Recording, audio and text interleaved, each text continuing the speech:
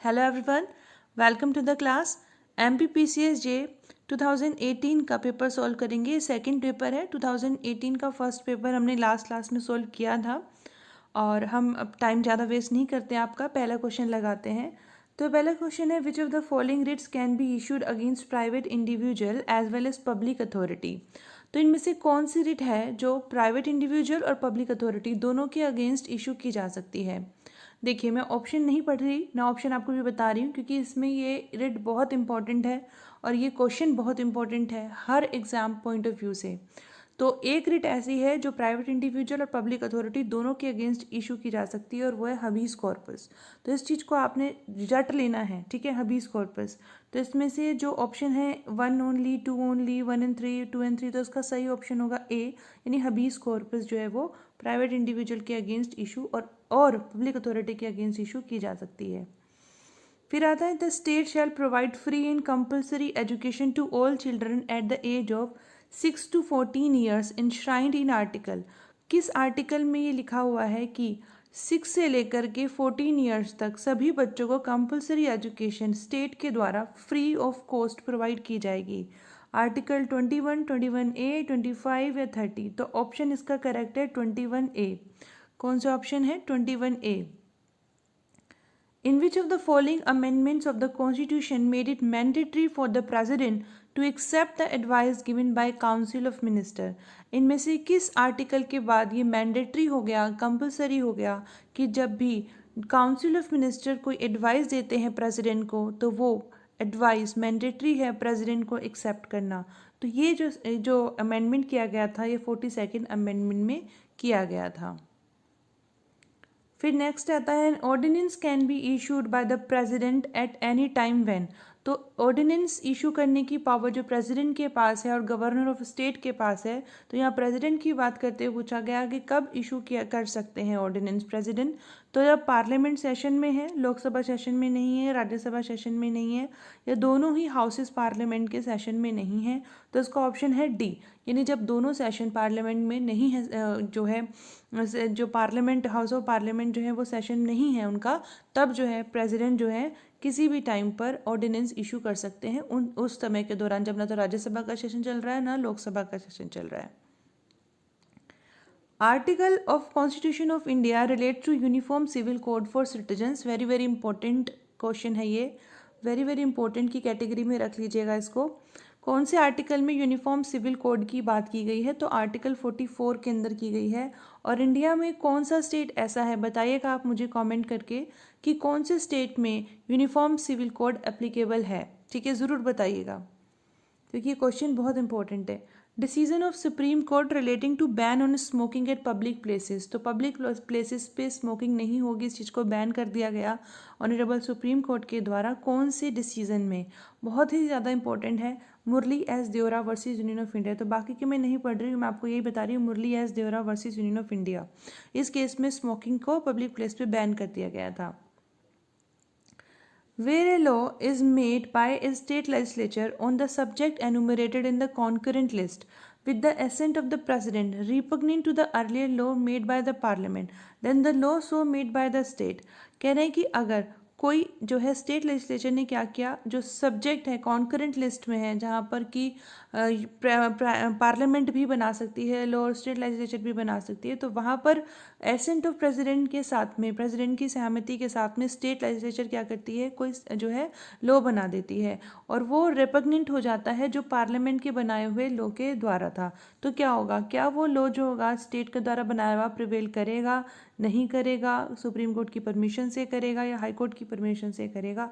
तो इसका ऑप्शन ये है, shall prevail in the state, ठीक है। फिर आता है, according to the constitution of India the term district जज शैल नॉट इंक्लूड। तो डिस्ट्रिक्ट जज के अंदर क्या क्या चीज़ें, क्या क्या लोगों को नहीं इंक्लूड किया गया? चीफ प्रेसिडेंसी मजिस्ट्रेट किया गया है कॉन्स्टिट्यूशन इंडिया के अकॉर्डिंग, सेशन जज किया गया है, चीफ जुडिशियल मजिस्ट्रेट को इंक्लूड नहीं किया गया है, और एक ट्राइब्यूनल है उसको भी इंक्लूड नहीं किया गया। क्वेश्चन कई बार इस तरीके से भी आ सकता है, यहाँ तो सीजीएम लिखा हुआ तो ट्रिब्यूनल भी लिखा हुआ आ सकता है, ट्राइब्यूनल भी लिखा हुआ आ सकता है। तो ट्राइब्यूनल और सीजीएम ऑप्शन दोनों करेक्ट होंगे। चीफ जज of A small cause court ये इंक्लूड किया गया है, ठीक है। फिर आता है, Article 24 of Constitution prohibits employment of children in any factory or mine or in any hazardous employment below the age of. तो किस एज के बच्चों के लिए जो है इस चीज़ को आर्टिकल 24 में प्रोहिबिट करता है कि वो माइन में या हजार्डस जो है जगह पर काम नहीं कर सकते हैं. 18, 12, 14 या 16. 24 है, यहाँ पर इसको मैच कर लीजिएगा 14. 2 और 1 बस इतना याद रखिएगा, 14 years. The power to grant pardon, reprise, respite or remission of punishment, etc. under Article 72 of Constitution is exercised by the President of India. तो ये जो पार्डन है, रिप्राइव्स है, रेस्पाइट्स है, रेमिशन ऑफ पनिशमेंट है, ये कौन से, ये आर्टिकल 72 के कॉन्स्टिट्यूशन में हमारे बताए गए हैं. तो प्रेसिडेंट ये जब चीज़ें एक्सरसाइज करता है, मतलब पार्डन देते हैं, रिप्राइव करते हैं, रेस्पाइट करते हैं, रेमिशन करते हैं पनिशमेंट को, तो किसकी एडवाइस पे करते हैं? प्राइम मिनिस्टर की, head of the union, council of minister या लॉ मिनिस्टर. तो इसका सही उत्तर है on the advice of council of ministers. ठीक है. Remedies available against an x parte decree include. तो एक्स पार्टी डिक्री के अंदर जब भी रेमेडीज़ की बात करें तो कौन कौन सी रेमेडीज़ आएंगी? अपील बिल्कुल आएगी, रिव्यू बिल्कुल आएगा, application for setting aside the decree, जी हाँ, तो इसका ऑप्शन करेक्ट होता है all of these. Appeal, review, application for setting aside the decree, तीनों चीज़ें जो है एक्स पार्टी डिक्री के अगेंस्ट जो है रेमेडी के तौर पर लाई जा सकती हैं. A caveat shall not remain in force after the expiry of. Caveat का सेक्शन मुझे बताना, बार बार मैंने आपको बार बार इसको कहा है कि इंपॉर्टेंट है. देखो 2018 की सेकंड शिफ्ट में ये आया हुआ है, तो 90 डेज तक जो है कैविएट जो है वो इन फोर्स रहता है, उसके बाद नहीं रहेगा. तो रिसीवर एक कोर्ट में, रिसीवर का मुझे आप ऑर्डर भी बताइएगा. मैं आपको बता रही हूँ कि जो मैंने ऑर्डर वाली आपको वीडियो दी है ना, उसे आप ज़रूर याद कर लेना प्लीज़. हाँ, a receiver is an officer of the court, agent, agent of defendant, other agent of the plaintiff और defendant, it depends on circumstances. तो इसका सही उत्तर है receiver is an officer of the court. ठीक है. फिर आता है right to appeal is fundamental right, constitutional right, vested in right या फिर ऑल ऑफ दीज. सही उत्तर है right to appeal vested right है. वेरी वेरी इंपॉर्टेंट है.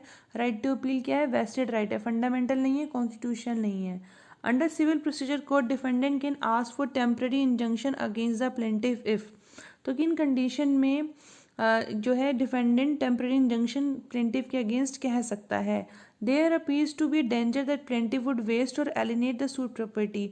तो जब ये डेंजर होता है कि वो जो प्लेंटिफ है वो वेस्ट कर देगा या फिर एलिनेट कर देगा सूट प्रॉपर्टी को, तो डिफेंडेंट आज यहाँ पर यह डिफेंडेंट टेम्पररी इंजंक्शन प्लेंटिफ के अगेंस्ट ला सकता है. तो जब प्लेंटिफ वेस्ट कर देगा या फिर एलिनेट कर देगा सूट प्रॉपर्टी को, तब लाया जा सकता है. तो ये वाला ऑप्शन करेक्ट है. आगे भी देख लेते हैं.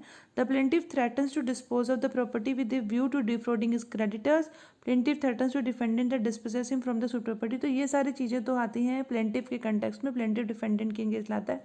ये वाला है जो कि डिफेंडेंट प्लेंटिफ के अगेंस्ट लाता है. ठीक है. फिर नेक्स्ट पे आइए. Under civil procedure code when application for review is dismissed. तो जब एप्लीकेशन फॉर रिव्यू जो होती है वो डिसमिस हो जाती है, तो उस केस में क्या होता है? अपील लाई होती है, परमिशन ऑफ कोर्ट के साथ अप्लाई होती है? नहीं, अपील लाई नहीं होती. जब रिव्यू के लिए जब एप्लीकेशन आती है और वो डिसमिस कर दी जाती है, तो फिर अपील उसकी नहीं हो सकती है. ठीक है. Amendment in pleadings relates to. तो प्लीडिंग्स में अमेंडमेंट कौन से रूल के अंदर है? ऑर्डर तो हमें समझ में आ रहा है 6 है. 6 में अमेंडमेंट इन प्लीडिंग की कौन से रूल की बात कर रहे हैं? रूल 17 है.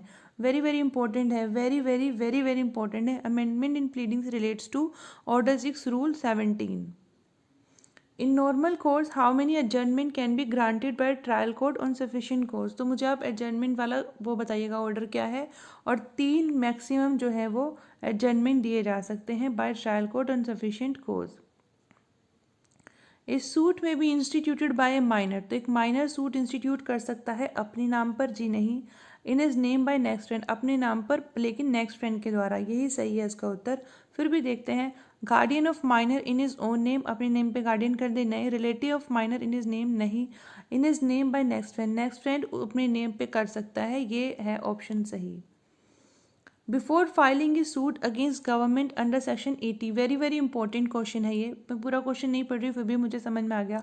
सेक्शन 80 है तो नोटिस की बात करी होगी कि कितना जो है नोटिस जो है दिया देना चाहिए. 30 डेज, 90 डेज, 14, 60. आपको याद होगा 2 महीने का नोटिस जाता है, तो it is what answer is 60 days. ठीक है. If the appellant withdraws the appeal preferred against a decree passed ex parte, the application under Order 9 Rule 13 of CPC shall be. अगर अपैलेंट क्या करता है, विड्रॉ कर देता है अपील को, जो कि एक डिक्री के अगेंस्ट प्रेफर कर दी गई थी, कौन सी डिक्री, जो एक्स पार्टे में आई थी, और उसकी अपील को जो है अपैलेंट विड्रॉ कर लेता है, तो एप्लीकेशन अंडर ऑर्डर 9 रूल 13 क्या मेंटेनेबल होगी, रिटर्न होगी, रेफर्ड ओपिनियन होगी, appellate court rejected. Very very important question है ये भी, मेंटेनेबल होगी, तो उसकी जो एप्लीकेशन होगी वो मेंटेनेबल होगी। The court cannot order execution of a decree as per section 51 of CPC in which of the following ways। तो इनमें से कौन से तरीके में कोर्ट जो है वो एग्जीक्यूशन ऑफ डिक्री नहीं कर सकता है।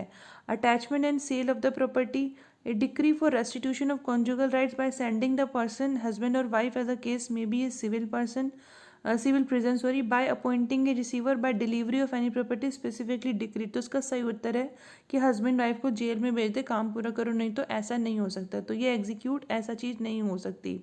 कोर्ट कैन नॉट ऑर्डर, ये ऑर्डर नहीं कर सकती सेक्शन 51 के अंदर। Procedure for suits relating to matters concerning the family, तो फैमिली से रिलेटेड जो मैटर होंगे वो कहाँ हैं, पहला ऑप्शन ही करेक्ट है, ऑर्डर 32A CPC के अंदर। ठीक है, suits relating to matters concerning the family कहाँ किए गए हैं, ऑर्डर 32A के अंदर। Under order 32 rule 1 of CPC, A minor means a person who has not attend his maturity with in the meaning of. तो हम ये बात करते हैं कि एक ऐसा व्यक्ति जिसने माइनर, जो भी माइनर है, जिसने भी मेजोरिटी अचीव नहीं की है, तो उसकी मेजोरिटी वाली एज कहाँ पर, कौन से एक्ट के अकॉर्डिंग गवर्न की जाएगी, जुवेनाइल जस्टिस एक्ट नहीं, CPC नहीं, Hindu minority in cause no, Indian majority act के अकॉर्डिंग मेजोरिटी वाली बात तो गवर्न की जाती है, चाहे कोई भी हमारा एक्ट हो। ठीक है, बस पर्सनल लॉ अगर हम छोड़ दें तो वो बात अलग है। फिर आता है प्लीडिंग मीन्स, तो प्लेंट और रिजोंडर नहीं, प्लेंट और रिटन स्टेटमेंट जी, प्लेंट और रिटन स्टेटमेंट रिजेंडर नहीं, प्लेंट अलोन नहीं। तो सही उत्तर क्या हुआ, ऑप्शन बी, प्लेंट या रिटन स्टेटमेंट दोनों ही चीज़ें प्लीडिंग के अंदर आती हैं, या दोनों में से एक, जो भी जिसके बारे में बात करें। Which one of the following is a ground for determination of lease by forfeiture, तो फॉरफीचर के थ्रू लीज को डिटरमाइन करना है, तो इनमें से कौन सा ग्राउंड जो होगा बनेगा, एक्सपायरी ऑफ लीज पीरियड नहीं, on breach of express condition, on surrender by lease, on vesting of lessor interest in the lessee. तो इसका सही होगा कि हम कह रहे हैं कि फॉर फ्यूचर के थ्रू करना है, तो फॉर फ्यूचर के थ्रू करना है, ऑन ब्रीच ऑफ, अगर कोई एक्सप्रेस कंडीशन अगर ब्रीच कर देता है तो फॉर फ्यूचर के थ्रू जो है वो क्या करेगा, लीज जो है वो डिटरमाइन हो जाएगी। Doctrine of part performance, very very important question है, पार्ट परफॉर्मेंस का डॉक्ट्राइन कहाँ है, 53A के अंदर है। ठीक है, 53A part performance. Doctrine of lis pendens कहाँ है, सेक्शन 52 के अंदर। तो ये क्या कह रहा है कि doctrine of lis pendens embodied in section 52 transfer property act invalidate the transfer of immovable property during pendency of the suit. तो ये इनवैलिडेट कर देता है अगर कोई immovable property pendency of suit के अंदर दौरान जो है ट्रांसफर की जाती है। It only next the purchaser pendente lite suit is bound by the result of the litigation, की जो रिजल्ट आएंगे उससे वो बाउंड है। It bar the transfer property during pendent, bar करता है या प्रोटेक्ट करता है कोल्यूसिव ट्रांसफरी को। तो सही option it only enact the purchaser pendente lite suit is bound by the result of the litigation, तो जो लिटिगेशन का रिजल्ट आएगा वो उससे बाउंड होगा। If a transfer house worth ₹2000 to be, देखो ए क्या करता है, ट्रांसफर करता है घर को 2000 रुपये में, किसको, बी को, और बी ट्रांसफर करता है फील्ड वर्थ 1200 रुपये का एंड एडिशनल पे ₹800 इन कैश टू ए को ट्रांसफ़र करता है, ए को। ठीक है, 1200 रुपये का फील्ड ट्रांसफ़र करता है और एडिशनल पेमेंट भी दे देता है 800 रुपये की। तो ये क्या हुआ, एक्सचेंज, सेल एक्सचेंज या नन ऑफ दिन। तो ये एक्सचेंज हुआ, क्योंकि हमें पता है एक्सचेंज में पार्टियर अगर कोई चीज़ भी हो रही है और कैश दिया जा रहा है तो वो चल जाएगा, तो ये एक्सचेंज होता है। आता है फिर in case of a gift the donee dies, very very important question बार बार करते हैं। डोनी मर जाता है तो एक्सेप्टेंस क्या हो जाएगी, एक्सेप्टेंस दिए बिना मर जाता है तो गिफ्ट क्या हो जाएगा, वॉइड हो जाएगा। ठीक है ना, गिफ्ट क्या हो जाएगा, वॉइड हो जाएगा।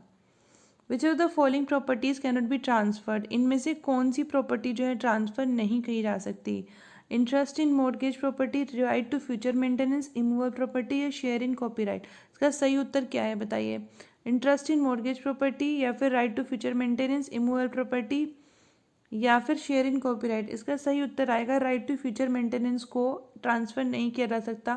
हमें पता है सेक्शन 6 जो है वो कुछ एक्सेप्शंस की बात करता है कि किन किन चीज़ों को, किन कौन से अधिकारों को, किन किन प्रॉपर्टीज़ को ट्रांसफ़र नहीं कर सकते, तो राइट टू फ्यूचर मेंटेनेंस को ट्रांसफ़र नहीं किया जा सकता। Within the meaning of section 51 of transfer property act 1882 the transferee is not entitled to value of improvements. अगर कोई वैल्यू इंप्रूवमेंट्स करता है तो क्या वो एंटाइटल्ड नहीं होगा सेक्शन 51 में? सही उत्तर है वो होगा, वो एंटाइटल्ड होगा जो भी इंप्रूवमेंट वो करता है। A contract of insurance, the performance of which depends upon a future event, falls under the category of। तो एक इस तरह की कॉन्ट्रैक्ट इंश्योरेंस का जो जिसकी की परफॉर्मेंस डिपेंड करती है फ्यूचर इवेंट पे कि भाई होगा कि नहीं, तो उसको कहते हैं कंटिंजेंट। जो सर्टेन नहीं होता उसको कहते हैं contingent contract. An agreement to remain unmarried, हमें पता है इन रेस्ट्रेंट ऑफ मैरिज अगर कोई भी कॉन्ट्रैक्ट बनेगा तो वो कैसा होता है? वॉइड होता है।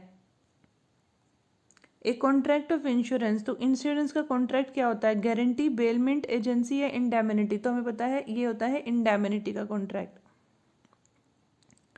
ए ट्रेडमैन स्लीव्स गुड्स एट बीज हाउस बाय मिस्टेक। एक कोई ट्रेडमैन है मतलब बिजनेसमैन, वो अपने गुड्स को बी के घर पर मिस्टेक से छोड़ जाता है। बी सोच अपने गुड्स को सोच के अपना समझ के कि मेरा है इस्तेमाल कर लेता है, तो वो बाउंड है ए को पे करने के लिए कौन से सेक्शन के अंडर?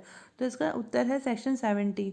अगर कोई व्यक्ति किसी के घर पे कोई सामान अपना छोड़ जाता है और वो उसको यूज़ कर लेता है तो उसको उसके पैसे देने पड़ेंगे, ऐसा सेक्शन 70 बोलता है। टाइम एसेंस है नहीं है क्वेश्चन में, जहाँ पे टाइम एसेंस नहीं है, failure to perform the contract, specified time से पहले जो है फेलियर हो जाती है, परफॉर्म नहीं हो पाता और टाइम यहाँ पे एसेंस नहीं है, तो क्या कॉन्ट्रैक्ट वॉइड हो जाएगा? The promisee is entitled to compensation from the promisor for any loss occasion to him by such failure. तो यहाँ पर आएगा ये उत्तर, जहाँ पर टाइम एसेंस नहीं है तो जो भी प्रोमिसी को फेलियर हो रहा है उसे कंपेंसेशन मिलेगा, क्योंकि प्रोमिसर ने अपना जो है प्रोमिस नहीं किया, उसकी वजह से जो लॉस हुआ प्रोमिसी को उसे कंपेंसेशन मिलेगा। ठीक है, तो यही ऑप्शन इसका सही है। फिर आता है in which of the following is of consideration is not required. तो वेरी वेरी इंपॉर्टेंट क्वेश्चन, ये भी बहुत इंपॉर्टेंट है और पहले भी कर चुके हैं कि कहाँ पर कंसिडरेशन की ज़रूरत नहीं होगी, किस कॉन्ट्रैक्ट में? बेलमेंट में, गारंटी में, एजेंसी में, इंश्योरेंस में। तो सही उत्तर है एजेंसी की कॉन्ट्रैक्ट में कंसिडरेशन की ज़रूरत नहीं होती है। A agree with B to discover treasure by magic under Indian contract agreement void है। मैजिक के थ्रू कुछ भी नहीं है जहाँ पर कह रहे हैं सर्च करने के लिए, तो वो वॉइड है। A and B make a contract grounded on the erroneous belief that a particular debt is barred by Indian law of limitation। उनको लगता है कि ये जो मतलब ये जो डेट है जो कि हम किसकी बात कर रहे हैं वो इंडियन लॉ ऑफ लिमिटेशन के द्वारा बार है, वो इस एरनर बिलीफ पे कॉन्ट्रैक्ट कर लेते हैं। तो कॉन्ट्रैक्ट वॉइडेबल है, नॉट वॉइडेबल है? वॉइड है। ये वॉइड है क्योंकि दोनों पार्टी मिस्टेक में है। इसका सही उत्तर है contract is not voidable. Contract voidable नहीं होता है अगर वो कॉन्ट्रैक्ट कर लेते हैं on the erroneous believe that a particular date is barred by Indian law of limitation, तो इसका मतलब कॉन्ट्रैक्ट वॉइडेबल नहीं होगा। फिर आता है in specific relief act all other words and expression use but not defined. हमें स्टार्टिंग में ही पता है स्पेसिफिक रिलीफ एक्ट ने बताया था जो भी वर्ड्स जो स्पेसिफिक रिलीफ एक्ट में यूज़ हुए हैं लेकिन वो यहाँ पर डिफाइन नहीं किए हैं, तो उसका मतलब समझा जाएगा इंडियन कॉन्ट्रैक्ट एक्ट 1872 के according. What is true in respect of mandatory injunction. तो मैंडेटरी इंजंक्शन के कंटेक्स्ट में क्या ठीक है? Compels the performance of certain positive acts, कहता है कि कुछ पॉजिटिव एक्ट्स होने चाहिए, कंपेल करता है। Is awarded where the temporary injunction is meaningless, जहाँ पर टेम्परेरी इंजंक्शन का कोई मतलब नहीं होता, अर्थहीन होते हैं, वहाँ अवॉर्ड किए जाते हैं। Is retrospective in nature as restores things to their former condition, retrospective है क्योंकि जो कंडीशन हुई है उन्हें फिर से वापस से दोहराते हैं। हाँ, तो इसमें ऑप्शन आ गया all of these. Mandatory injunction के कंटेक्स्ट में सब कुछ ठीक है इनमें से जो भी हमने पढ़ा। स्पेसिफिक परफॉर्मेंस ऑफ कॉन्ट्रैक्ट में बी ऑर्डर्ड वेयर। तो स्पेसिफिक कॉन्ट्रैक्ट में परफॉर्मेंस के लिए कॉन्ट्रैक्ट के लिए ऑर्डर कब किया जाता है? There exist no standard for ascertaining actual damage by non performance of the act to be done. तो जो नॉन परफॉर्मेंस हुई है और जिसकी वजह से नुकसान हुआ है, डैमेज हुई है, वो डैमेज को एसेटेन नहीं किया जा सकता, कोई स्टैंडर्ड नहीं है, तो उस केस में स्पेसिफिक परफॉर्मेंस ऑफ कॉन्ट्रैक्ट में बी ऑर्डर्ड, क्योंकि उसे डैमेज को नहीं एसेटेन किया जाता। तो ये सही उत्तर है। हम आगे के क्वेश्चन पढ़ते ही नहीं क्योंकि यही सही उत्तर है। The specific performance of contract में बी ऑब्टेन्ड बाय। तो स्पेसिफिक परफॉर्मेंस कॉन्ट्रैक्ट की कौन ले सकता है? Any party thereto, the representative in interest of any party thereto, the principal of any party thereto, या all of these. तो इसका जो सही ऑप्शन आएगा वो आएगा all of these. Under section 6 of specific relief act is suit for recovery of possession of इमूवल property. तो ये भी बहुत इंपॉर्टेंट क्वेश्चन है कि इमूवल प्रॉपर्टी के लिए सूट फाइल करने के लिए रिकवरी के लिए कितने दिन के अंदर अंदर सूट जो है वो डेट ऑफ डिस्पोजेशन के बाद जो है फाइल कर दिया जाना चाहिए। 6 महीने, 3 महीने, 1 साल, 3 साल। सही उत्तर है 6 महीने के अंदर अंदर। सेक्शन 6 के कहता है कि जो सूट है वो फाइल कर देना चाहिए डिस्पोजेशन के बाद। An order or decree passed in a suit presented under section 6 of specific relief act appealable है, रिव्यूएबल है, नेदर अपीलेबल। तो सही है, ना तो उसकी अपील हो सकती है जो सेक्शन 6 में पारित होता है, ना उसको रिव्यू किया जा सकता है। वेरी वेरी इंपॉर्टेंट है ये। तो नेक्स्ट क्वेश्चन ये कहता है in which of the following cases section 10 of limitation act applies. तो इनमें से कहाँ पर सेक्शन 10 ऑफ लिमिटेशन एक्ट जो है वो एप्लीकेबल होता है? Trust arising bye operation of law, trust for a specific purpose, या एम्प्लॉयड ट्रस्ट, या ऑल ऑफ दीज। तो इसका सही उत्तर होगा सेक्शन 10 स्पेसिफिक पर्पस के लिए ट्रस्ट बने वहाँ पर एप्लीकेबल होता है। फिर आइए हमारे नेक्स्ट क्वेश्चन पे, limitation to obtain a declaration of title of immovable property. तो इमूवेबल प्रॉपर्टी के टाइटल को डिक्लेयर कराने के लिए कितनी लिमिटेशन है? 2 साल when the right to sue first accrue, 3 साल जब right to sue first accrue, 1 साल, या 12 साल। तो इसका सही उत्तर होगा 3 साल है जब जो right to sue first accrue. ठीक है। फिर आता है period of limitation for the enforcement of decree granting a mandatory injunction. तो period of limitation for the enforcement of decree granting a mandatory injunction, mandatory injunction को grant करने के लिए कह रहे हैं, उस केस में कितना जो है टाइम पीरियड होगा? 3 साल। Period of limitation for the enforcement of a decree granting a mandatory injunction is 3 years। अब नेक्स्ट क्वेश्चन बहुत इंपॉर्टेंट है, where once time has begin to run, जहाँ पर पहले एक बार टाइम शुरू हो गया रन होने का, मतलब तैयार हो गया, अब रन होना शुरू हो गया, लिमिटेशन पीरियड स्टार्ट हो गया, तो ना तो कोई सब्सिक्वेंट डिसेबिलिटी ना कोई इनेबिलिटी उस सूट को और एप्लीकेशन को स्टॉप करती है। तो ये कौन से सेक्शन में है? सेक्शन 9 है। वेरी वेरी इंपॉर्टेंट ये क्वेश्चन है, वेरी वेरी इंपॉर्टेंट ये सेक्शन है।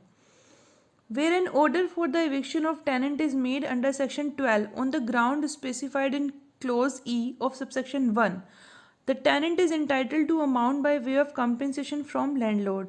जहाँ पर एक ऑर्डर बना है एविक्शन के लिए, टेनेंट के एविक्शन के लिए, सेक्शन 12 के ग्राउंड क्या थी? क्लोज जो है ई ऑफ सबसेक्शन 1 के सबसेक्शन 1 12 का।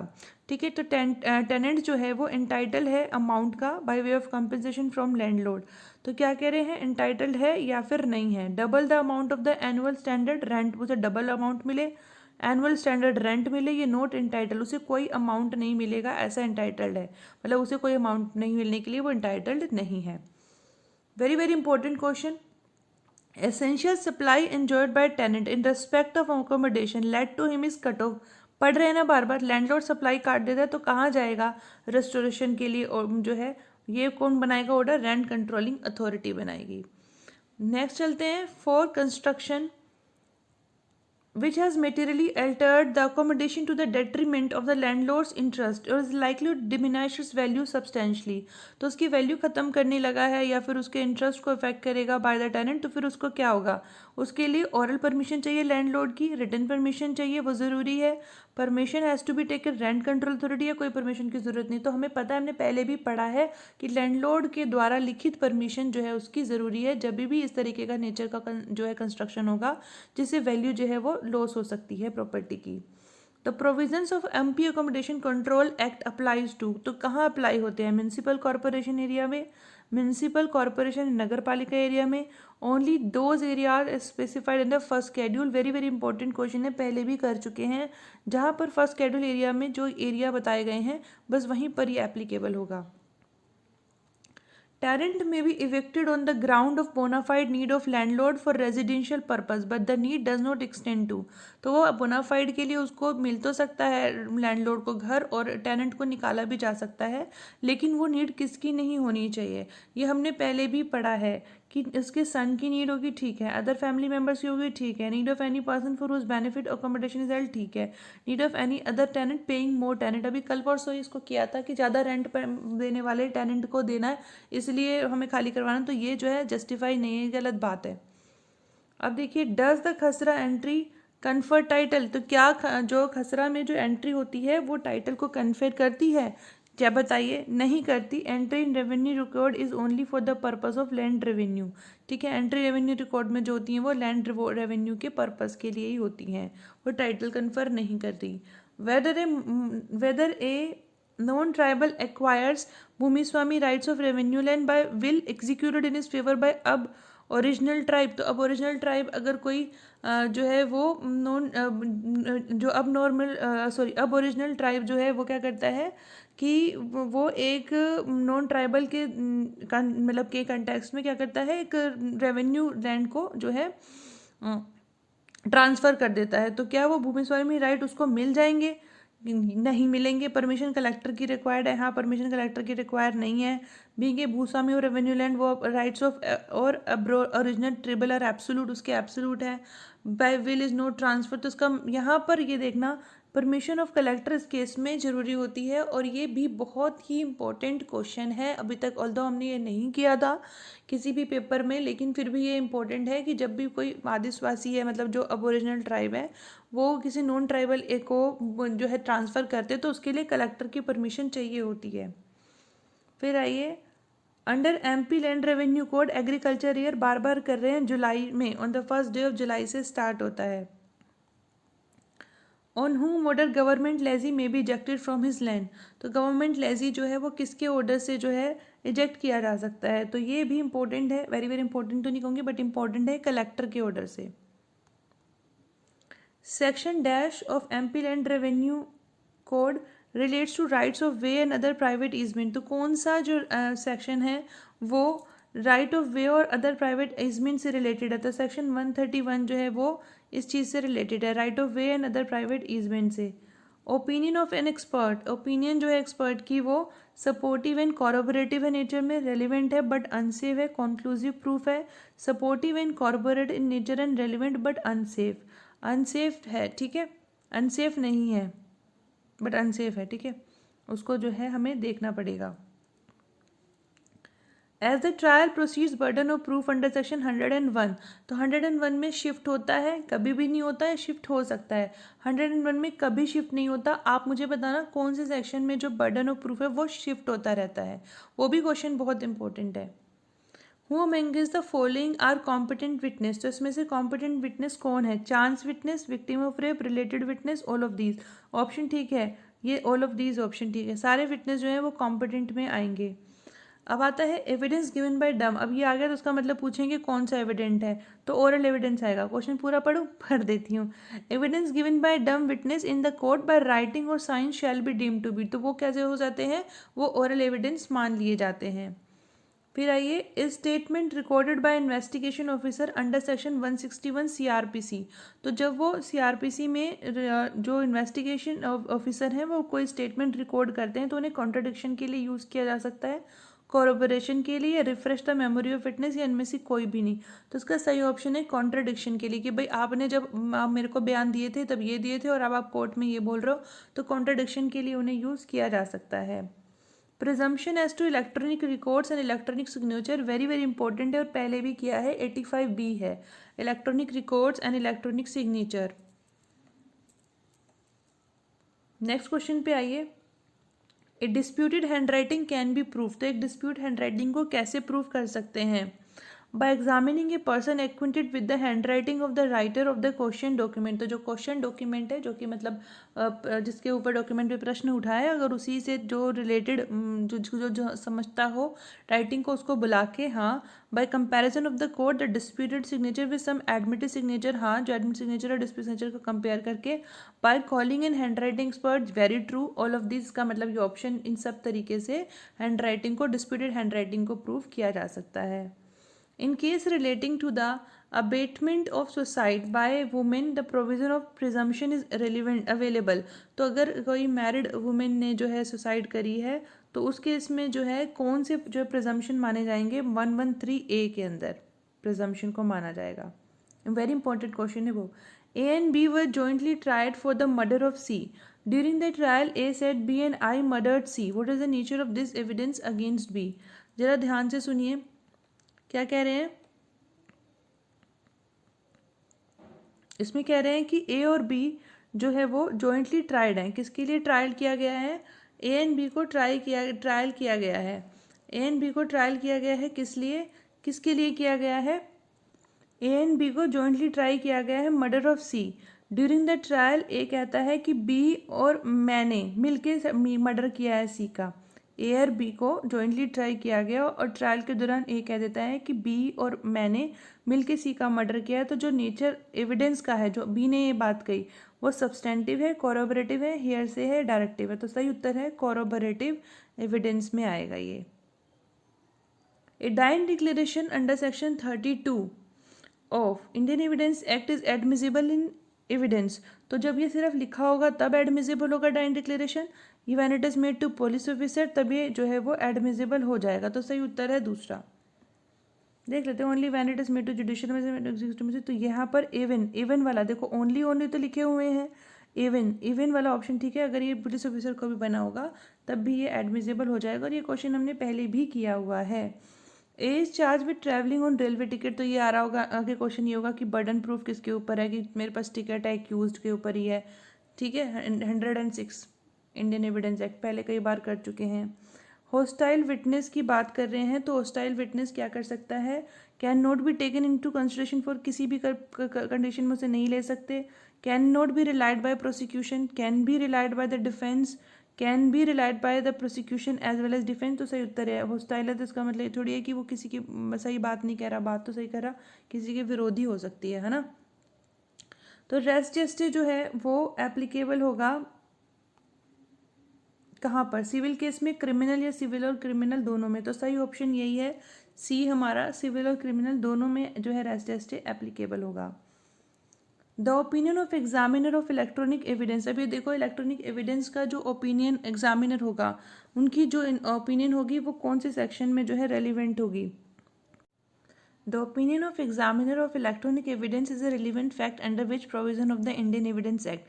तो कौन से प्रोविज़न के अंदर जो है इलेक्ट्रॉनिक एविडेंस की जो एग्जामिनर की जो ओपिनियन होती है वो रेलिवेंट होती है। यहाँ 45A है और ये ऑप्शन करेक्ट है, ठीक है ना। उनकी जो एग्जामिनर की जो ओपिनियन होती है वो रेलिवेंट होती है 45A। Under Indian evidence act the evidence given bye dog squad is. तो जो डॉग स्क्वाड एविडेंस देते हैं तो वो एडमिसिबल है, नॉट एडमिसिबल है, या फिर not admissible because depended on the canine inference, that dogs can not give evidence और नॉट एडमिसिबल। तो वो एडमिसिबल होती है, ये हमने पहले भी पढ़ा हुआ है और ये बताया हुआ है आपको कि इंपॉर्टेंट क्वेश्चन है। अब आता है वेरी वेरी इंपॉर्टेंट केस, जिसके ऊपर एक मूवी भी बनी है, KM Nanavati versus state of Maharashtra. तो ये लीडिंग केस किस चीज़ के ऊपर है, ग्रेव एंड सडन प्रोवोकेशन के ऊपर है। बताना कौन सी मूवी बनी हुई है, ठीक है। बहुत ही फेमस मूवी है और बहुत ही फेमस ये केस था। Police officer arrested and detained a person in lockup despite production of a bail and a order from court. Police officer is liable, मतलब पुलिस ऑफिसर ने एक व्यक्ति को अरेस्ट किया और डिटेन किया लॉकअप में, इसके बावजूद कि उसको बेल ऑर्डर दिए गए थे कोर्ट के द्वारा, तो उसने रॉन्गफुल रेस्ट्रेंट किया, कन्फाइन किया, किडनैप किया, अबडक्शन। तो यहाँ पर आ गया रॉन्गफुल कन्फाइनमेंट का उसने जो है केस, यहाँ पर जो है वो लायबल है वो। फिर आता है A beats his wife, she falls down and becomes unconscious, believing her to be dead and to save himself from being arrested from murder, A hanged her in fan with rope, postmortem disclose her death from hanging, A is liable for. तो उसने क्या किया, पहले उसको मारा, उसे वो गिर गई, कॉन्शियस हो गई, उसे लगा ये डेड हो गई, अपने आप को लाचार से बचाने के लिए उसे फिर टांग दिया। तो वो क्या हुआ, कल्पेबल होमिसाइड हुआ, क्योंकि उसने इस इंटेंशन से ना तो उसको लटकाया था और ना ही उसको मारा था, उसे तो लगा था कि वो मर गई, तो ये चार्ज हुआ कल्पेबल होमिसाइड, मर्डर नहीं। Robbery is dacoity. तो रोबरी डेकोइटी कब बनती है, हमें अच्छे से पता है, पर्सनस की बात होती है, पर्सनस की डिफरेंस होती है। जब 5 या 5 से ज़्यादा लोग रोबरी करते हैं तो वो रोबरी क्या हो जाती है, डेकोइटी बन जाती है। In case of an offence punishable with fine only, imprisonment for non payment of fine. तो जो इम्प्रिजनमेंट होगा वो रिग्रेस होगा, सिंपल होगा, पार्टली रिग्रेस या पार्टली सिंपल होगा, हैज़ टू बी सिंपल या हैज़ टू बी रिग्रेस। तो इसका सही उत्तर है has to be simple. Non payment of fine के कंटेक्स्ट में इम्प्रिजनमेंट जो जाएगा वो सिंपल जाता है। A and B corporation officers legally demolished the illegal constructed structure of C and removed the material for safe custody. Which offense is committed by A and B? अब बहुत simple सी बात है, यहाँ पर देखो इलीगल कंस्ट्रक्टेड स्ट्रक्चर था, वो corporation के ऑफिसर हैं जो कि लीगली उनको लीगली डिमोलाइज करते, लीगली करते हैं, कानूनी तरीके से करते हैं, और सी को वहाँ से हटा देते हैं, और जो रिमूव द जो मटेरियल था फॉर सेफ कस्टडी वो उसे रिमूव कर लेते हैं, मतलब मटेरियल जो था वहाँ पर। तो उन्होंने क्या ऑफेंस किया? ब्रीच ऑफ ट्रस्ट किया, मिसअप्रोप्रिएशन ऑफ प्रॉपर्टी किया, चोरी किया, कोई ऑफेंस नहीं। तो उन्होंने कोई ऑफेंस नहीं किया। वेरी वेरी इंपॉर्टेंट क्वेश्चन है, आपके अव्वल एग्जाम में और इम्पोर्टेंट हो जाता है। Punishment for trafficking of person, तो ट्रैफिकिंग ऑफ जो पर्सन है उसके जो पनिशमेंट है वो कहाँ दिया गया है? 370 में दिया गया है, ठीक है। फिर आता है 354D, तो ये किससे रिलेटेड है? आ गया ना वो ट्रिक, अगर आपको याद होगी तो मैंने आपको क्या कहा था? SD, तो क्या आ गया यहाँ पे? स्टॉकिंग से रिलेटेड है, ठीक है। फिर आता है which one is not essential ingredient of offence of dowry death, तो डॉरी डेथ के केस में कौन सा इंग्रेडिएंट जो है वो कंपलसरी नहीं है? क्रुएलिटी और harassment towards women by her husband और any relative of her husband in for और इन कनेक्शन और विद एनी डिमांड और डॉरी, हाँ है, ये तो ज़रूरी है। एसेंशियल एलिमेंट नहीं वाला पूछा है। Cruelty must be soon before a death, हाँ। Ocular testimony regarding injuries by accused person to women, तो अगर ऑक्यूलर टेस्टिमनी हो ये एसेंशियल एलिमेंट में नहीं आता। Death of women with in 7 years, 7 साल के अंदर अंदर डेथ होनी, ये ज़रूरी है। तो बाकी सारे इंग्रेडिएंट्स ज़रूरी हैं, ऑक्यूलर टेस्टिमनी जो है वो ज़रूरी नहीं है। Which recently supreme court has interpreted, ये वो वाला जब ये 2018 की बात हुई है तब की बात है, तो इंटरप्रेट किया exception to section 375 of IPC, sexual intercourse sexual acts by man with his own wife, the wife not below 18 years is not rape. तो ये कौन से केस में हुआ था? इंडिपेंडेंट टोर्ट वर्सेस यूनियन ऑफ इंडिया के अंदर ये आया था, ठीक है। अभी नेक्स्ट आ जाइए। It finds the key of Z's house door which Z had lost and enters Z's house having opened the door with that key। अब वो उसी की से जो उसकी की खो गई थी उसे जो है ओपन कर लेता है जो दरवाज़ा है। तो उसने क्या किया? रोबरी की, चोरी की, चीटिंग की, हाउस ब्रेकिंग। तो सही उत्तर है हाउस ब्रेकिंग, क्योंकि उसने की से खोला था, तो हाउस ब्रेकिंग आ गया। फिर आता है ए विदाउट एनी एक्सक्यूज फायर से लोडेड कैनन। अब यहाँ पर बहुत सिंपल है, जहाँ पर लोडेड कैनन की बात आ जाए, वन में से एक व्यक्ति मर जाता है, उसने प्रीमेडिटेड डिज़ाइन नहीं था किसी पर्टिकुलर इंडिविजुअल को मारने के लिए, तो उसने सेक्शन 300 का ऑफेंस किया है। फिर आइए to constitute an offence of criminal conspiracy under IPC what is necessary condition to be prove, तो कौन सी कंडीशन ज़रूरी है कॉन्स्पिरेसी को प्रूव करने के लिए? There must be a prior meeting of 2 और मोर पर्सन, 2 या 10 ज़्यादा लोगों की प्रायर मीटिंग होनी चाहिए। Must be an agreement of 2 और more person to do an illegal act और to do a legal act by illegal means, ये डेफिनेशन ही दी गई है जो कि क्रिमिनल कॉन्स्पिरेसी की दी गई है बेयर एक्ट में, ठीक है। इलीगल एक्ट को करने की या फिर एक लीगल एक्ट को इलीगल मीन से करने के लिए दी गई है। एग्रीमेंट होना चाहिए 2 या 2 से ज़्यादा लोगों के बीच में। Which section of IPC is based on the maxim de minimis non curat lex? The law takes no accounts of trivial, छोटी छोटी बातों के बारे में लॉ नहीं देखता। और ये मैंने आपको इंपॉर्टेंट क्वेश्चन जो दिए थे उसमें भी बताया था कि सेक्शन 95 आता है इसके अंदर, ठीक है। According to IPC taking property dishonesty from the dead body. अब देखो ये क्वेश्चन मैंने आपको पहले भी कहा था कि बार बार आता है, तो ये जो है कौन सा सेक्शन है बताइएगा मुझे। ये है offence of criminal misappropriation, section बताना मुझे कौन सा है। When the trial relates to an offence under section 376 of the IPC the trial shall as far as possible be completed within. तो अगर 376 के अंदर कोई ऑफेंस होता है तो कितने महीने के अंदर अंदर जो कंप्लीट हो जाना चाहिए जो ट्रायल है, तो उसका सही उत्तर है 2 महीने के अंदर अंदर। वेरी वेरी इंपॉर्टेंट क्वेश्चन है ये। Direction to the police to investigate under section 202 of CPC, क्या कौन दे सकता है कौन नहीं दे सकता? Can not be given without examining the complainant on oath. तो जब भी 202 के अंदर आता है तो पहला उसके अंदर यही बात लिखी गई है कि एग्जामिनेशन होगा ऑन ओथ कंप्लेनेंट का, ठीक है। तो पहला कह रहे हैं कि जो है तभी आगे बढ़ेगा। वैसे देख लेते हैं आगे क्या कह रहे हैं। Can be given without examining the complainant, can be given before और after examining the complain, can not be given in, तो can not be given without examining, यही इसका पहला ही चीज़ उसके अंदर 202 में यही चीज़ लिखी हुई है। फिर आता है under section 209 of CRPC which of the following cases can be committed to the court of session by magistrate if it appears to the magistrate that offence is triable exclusively by the court of sessions.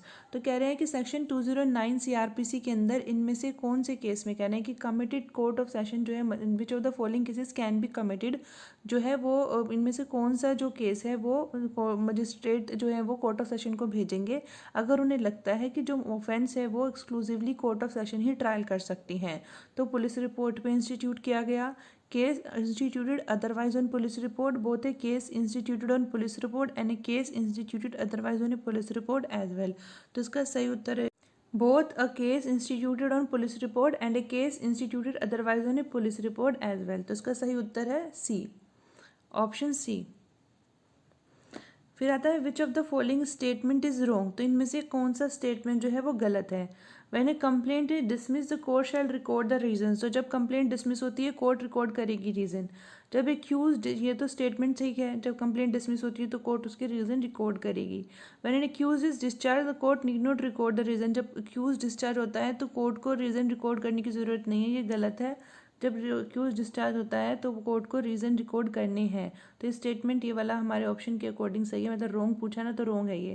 मैंने charge is frame the court need not record the reasons. तो ये भी गलत है, मतलब need not record the reasons, reason record करने की जरूरत नहीं। हाँ ये ठीक है, मतलब when cognizance is taken of an offence the court need not record the reason. तो ये भी ठीक है, लेकिन कोर्ट को जब अक्यूज को डिस्चार्ज करें तो कोर्ट को रीजन रिकॉर्ड करने हैं। Under CRPC the period of limitation shall commence. तो पीरियड ऑफ लिमिटेशन कब शुरू होएगी, जब कमीशन होता है ऑफेंस का तब शुरू होती है पीरियड ऑफ कमीशन ऑफ मतलब लिमिटेशन, ठीक है। फिर नेक्स्ट पे आइए, under section 125 CRPC magistrate of first class can order a person to make a monthly allowance for the maintenance of his. तो किसके लिए जो है वो बना सकता है, married daughter who has attained majority, brother, sister, father. तो इसमें ऑप्शन है फादर के लिए जो है वो अलाउंस बनाता है व्यक्ति, ठीक है। एन एक्यूज, मतलब यहाँ पर तो जज बना रहे हैं लेकिन वैसे अब फादर को देने पड़ेंगे अलाउंस। फिर आता है an accused person pleads guilty and has been convicted on such plea by chief judicial magistrate and a sentence of imprisonment of 4 years is passed against him. तो एक एक्यूज्ड पर्सन गिल्टी प्लीड करता है और वो convict किया जाता है on such plea chief judicial magistrate के द्वारा और उसको 4 साल का इम्प्रिजनमेंट दिया जाता है। तो अपील लाई जाएगी हाई कोर्ट के पास जब तक किसके एक्सटेंट तक, लीगलिटी ऑफ सेंटेंस के एक्सटेंट तक। अपील लाइट करेगी कोर्ट ऑफ सेशन के पास only to the extent of legality of the sentence. No, कोई अपील नहीं जाएगी ना नन ऑफ दिस। इसमें से कौन सा सेक्शन अपील लाई करेगी कोर्ट ऑफ सेशन के पास to the extent of legality of sentence, जब वो प्लीड कर देता है अपने आप को गिल्टी और सेंटेंस इम्प्रिजनमेंट हुआ है 4 साल। ये पता है हमें क्योंकि CJM तो कहाँ तक जा सकता है 3 साल तक। In which of the following section of CRPC provision for legal aid. Very very important और वेरी वेरी इजी सेक्शन 304 में लीगल एड की बात की गई है। An accused can make application for plea bargaining if and when he is alleged to have committed the offence. तो plea bargaining के लिए जो है एप्लीकेशन बना रहे हैं तो कब बना सकते हैं, affecting socio economic condition of the country में, कौन से ऑफेंस में, थेफ्ट में, अफेक्टिंग वुमेन और चिल्ड्रन बिलो दैट, नहीं इसमें नहीं आ सकती। मर्डर के केस में प्ली बार्गेनिंग नहीं आ सकती है, थेफ्ट के केस में प्ली बार्गेनिंग आ सकती है, ठीक है। फिर आइए नेक्स्ट क्वेश्चन पे, section 311 of CRPC empowers magistrate. तो जो हमारा सेक्शन 311 है CRPC का वो मजिस्ट्रेट को एम्पावर किस लिए करता है, to proceed against other person appearing guilty of offence. तो किसी दूसरे पर्सन के लिए जो गिल्टी ऑफ ऑफेंस है उसको उसके अगेंस्ट प्रोसीड करने के लिए, एक्यूज की कन्फेशन को रिकॉर्ड करने के लिए ट्रायल के दौरान, या फिर ऑर्डर करने के लिए उस व्यक्ति को कि वो स्पेसिफिक सिग्नेचर और हैंड राइटिंग दे। यही सही उत्तर है 311 के अंदर, to order person to give specimen signature and of hand writing. फिर आता है ऑल हॉस्पिटल्स पब्लिक और private shall provide the first aid and medical treatment free of cost for the victim of offence of acid attack and rape. तो कौन से section के अंदर बताया गया है, वेरी वेरी इंपॉर्टेंट सेक्शन है ये। 357 CRPC में कहा गया है कि जो भी विक्टिम होंगे ऑफेंस ऑफ एसिड अटैक और रेप के तो उनको फर्स्ट एड और medical treatment free of cost दी जाएगी। 357C रट लेना, बहुत इंपॉर्टेंट है। नेक्स्ट क्वेश्चन पे आ जाओ, who among the following is not entitled to claim maintenance. तो किनको जो है क्लेम मेंटेनेंस नहीं मिलेगा सेक्शन 125 के अंदर, वाइफ लिविंग इन एडल्टरी बिल्कुल नहीं मिलेगा, major married daughter who can not maintain herself बिल्कुल नहीं मिलेगा, मैरिड तो है ना वो, both husband and wife living separately by 125 कहते हैं म्यूचुअल कंसेंट से अलग अलग रह रहे नहीं मिलेगा। तो इसका जो सही ऑप्शन है वो है ऑल ऑफ दीज, सब में से किसी को नहीं मिलेगा। When can a trial court release an accused on bail under section 389 subsection 3? 389 subsection 3 के अंदर कन्विक्शन के बाद ट्रायल कोर्ट कब एक्यूज को बेल पे रिलीज कर सकती है, where accused is on bail and imprisonment is not, very very important section है। तो वही सबसे पहला ही ऑप्शन ठीक है, जब 3 साल से ज़्यादा का इम्प्रिजनमेंट नहीं होता तो उस केस में बेल पे रिलीज कर सकते हैं 389 सबसेक्शन 3 के अंदर कन्विक्शन के बाद। Who can withdraw a case from the prosecution under section 321 CRPC? 321 CRPC के अंदर कौन विड्रॉ कर सकता है केस को? State government, public prosecutor in charge of A case with the permission of court, public prosecutor in charge of A case even without permission of court, district magistrate. तो इसका सही उत्तर आएगा पब्लिक प्रोसिक्यूटर कर सकते हैं in charge of A case with the permission of court के साथ में जो है क्या कर सकते हैं, विड्रॉ कर सकते हैं। फिर आता है अंडर सेक्शन 337A